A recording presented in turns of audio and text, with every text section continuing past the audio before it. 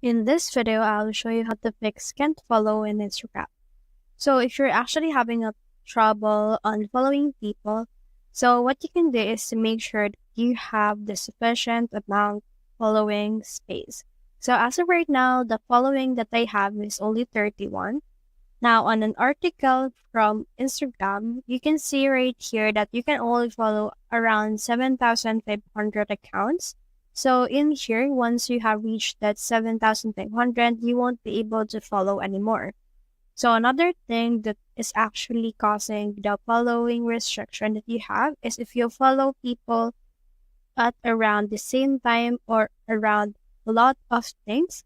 Like for example, right here, if you follow people on a spam basis, that means that Instagram will also detect you as a spam and it will actually head over and then put some restrictions or limitations to your accounts. So you can see right here that you need to actually wait for 3 to 5 days for this excessive following or unfollowing that you have done in order to die down and then follow anymore. So just wait for 3 to 5 days if that's your problem. So that's the whole process. If you have found this video helpful, simply leave a like, or subscribe because it helps me reach more people. See you soon.